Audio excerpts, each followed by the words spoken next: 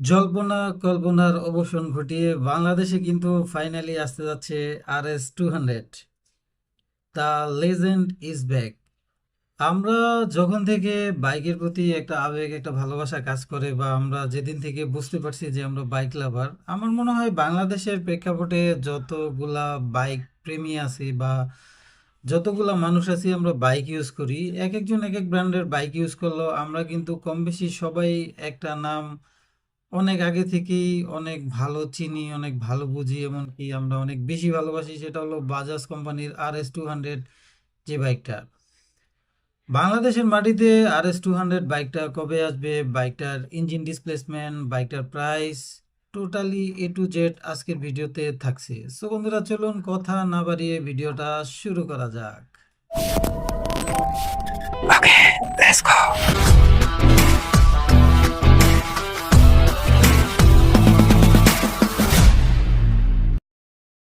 বাইকটা মূলত single cylinder 4 stroke 4 valve 199.5 সিসির পাওয়ারফুল একটা ইঞ্জিন দিয়ে বাজাজ কোম্পানি বাইকটাকে তৈরি করছে। বাইকটার ম্যাক্সিমাম পাওয়ার হচ্ছে 24.5 PS @ 9750 RPM। বাইকটার ম্যাক্সিমাম টর্ক দেওয়া হয়েছে 18.7 নিউটন মিটার @ 8000 RPM।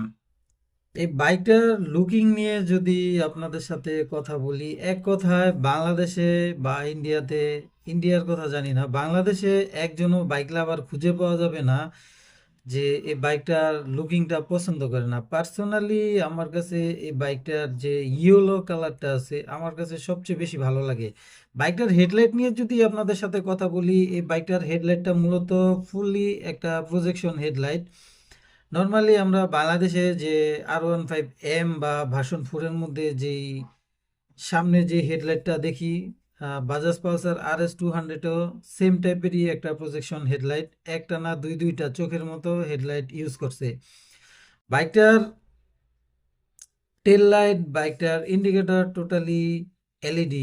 বাইকটার সাসপেনশন নিয়ে যদি কথা বলি, বাইকটাতে ব্যবহার করা হয়েছে টেলিস্কোপিক সাসপেনশন। যদিও 2024 সালের পরে যতগুলা বাইক আছে, আমার জানা মতে হায়ার সিসি বাইকের মধ্যে ম্যাক্সিমাম বাইকের মধ্যেই হচ্ছে আপসাইড ডাউন সাসপেনশন ব্যবহার করছে, বাট কেন জানি বাজাজ কোম্পানির ম্যাক্সিমাম বাইকেই তারা টেলিস্কোপিক সাসপেনশন ইউজ করে, সেটা বাজাজই ভালো জানে।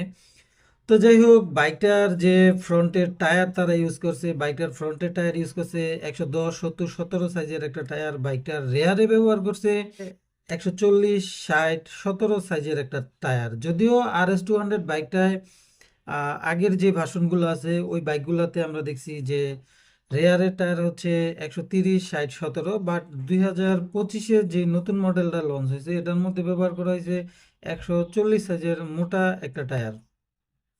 বাইকটার ব্রেকিং নিয়ে যদি আপনাদের সাথে কথা বলি, বাইকটার ফ্রন্টে ব্যবহার করা হয়েছে ডিস্ক ব্রেক, বাইকটার রেয়ারে ব্যবহার করা হয়েছে ডিস্ক ব্রেক।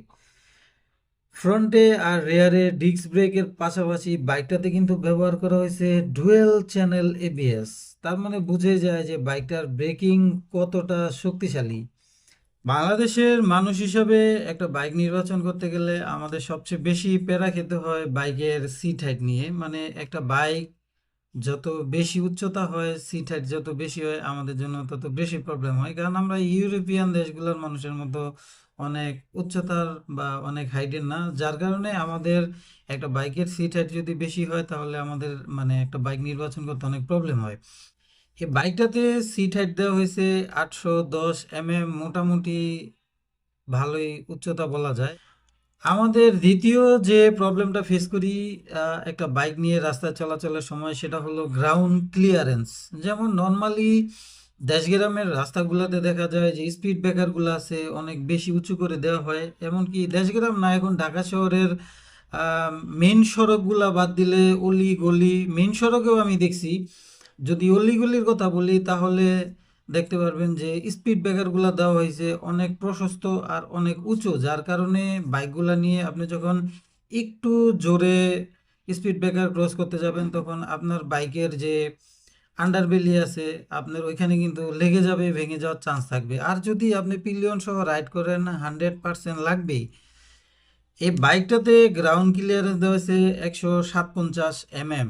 মোটামুটি বলা যায় আপনি সিঙ্গেলভাবে যদি রাইড করেন তাহলে বেশি একটা প্রবলেম ফেস করবেন না। যদি পিলিয়ন নিয়ে রাইড করেন, বাংলাদেশের যে ভাঙাচোরা রাস্তা বা যে উঁচু নিচু স্পিড ব্রেকার আছে ওগুলাতে লেগে যাওয়ার সম্ভাবনাই বেশি থাকবে। RS 200 এই বাইকটার সাসপেনশন নিয়ে যদি কথা বলি, বাইকটাতে ব্যবহার করা হয়েছে টেলিস্কোপিক সাসপেনশন। আমার কাছে কেন জানি মনে হইতেছে এই বাইকটাতে টেলিস্কোপিক সাসপেনশন না দিয়ে যদি ইউএসডি মানে আপসাইড ডাউন সাসপেনশন তারা ব্যবহার করতো তাহলে বাইকটা তো এমনিতেই অনেক বেশি সুন্দর, তখন বাইকটাকে আরও বেশি গর্জিয়াস আর আরও বেশি স্পোর্টি লাগতো। আমার মনে হয় একজন মানুষ আপনি খুঁজে পাবেন না যে RS 200 বাইকটাতে ইউএসডি সাসপেনশন ব্যবহার করলে তারা পছন্দ করবে না।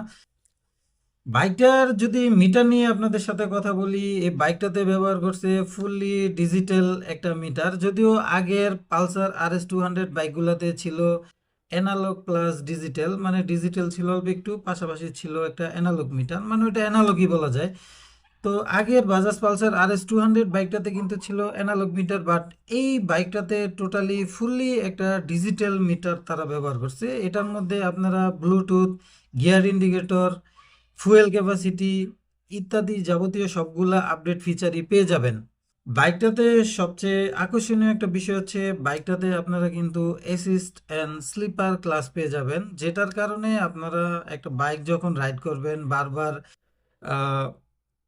ক্লাস ধরা ছাড়া বা ক্লাস গিয়ার শিফটিং করার এই যে একটা বিষয় থাকে, এখানে কিছু কিছু বাইকে আছে আমরা হাতে অনেক বেশি পেইন ফিল করি বা গিয়ার শিফটিং করতে অনেক বেশি প্যারা খাই। এই বাইকটাতে কিন্তু ওই পেইন ফিল করবেন না, ওই প্যারা খাবেন না অ্যাসিস্ট অ্যান্ড স্লিপার ক্লাসের কারণে। আমি জানি আপনারা তখন ধৈর্য ধরে ভিডিওটা দেখছেন বাইকটার প্রাইস শোনার জন্য। বাইকটার প্রাইস, এই বাইকটার মেন বিষয় হচ্ছে বাংলাদেশি এই বাইকটার প্রাইস। এই বাইকটা বাংলাদেশে যদিও এখনো আসে নাই, বাট বাইক বিডির একটা ওয়েবসাইটে বাইকটার প্রাইস দেখলাম 3,99,950 টাকা, মানে 4 লক্ষ টাকায় এই বাইকটা বাংলাদেশের মাটিতে লঞ্চ করবে বাজাজ পালসার RS 200 এই বাইকটা। এই বাইকটা যদি 4 লক্ষ টাকার মধ্যেও বাংলাদেশে বিক্রি হয়, আমার মনে হয় এই বাইকটা বাংলাদেশে ব্যাপক পরিমাণ সেল হবে। এই বাইকটা বাংলাদেশে কবে নাগাদ আসতে পারে? যেহেতু বাংলাদেশে বাজাজ কোম্পানির হায়ার সিসি সেগমেন্টে একটা বাইক 250 সিসির বাজাজ পালসার N 250 যে বাইকটা, এই বাইকটা আছে, তো RS 200 এই বাইকটা বাংলাদেশে আসতে একটু সময় লাগবে। যদিও ওইরকমভাবে কোনো নিউজ বাজাজ পালসার দেয় নাই, বাট আমার কাছে কেন জানি মনে হচ্ছে 2025-এর শেষের দিকে অথবা 2026-এর জানুয়ারি অথবা ফেব্রুয়ারিতে বাজাজ পালসার RS 200 এই বাইকটা বাংলাদেশে আসার সম্ভাবনা আছে। তো বন্ধুরা, ভিডিওটা আর বাড়াবো না। যারা ধৈর্য সহকারে এতক্ষণ আমার ভিডিওটা দেখছেন সবাইকে অসংখ্য ধন্যবাদ।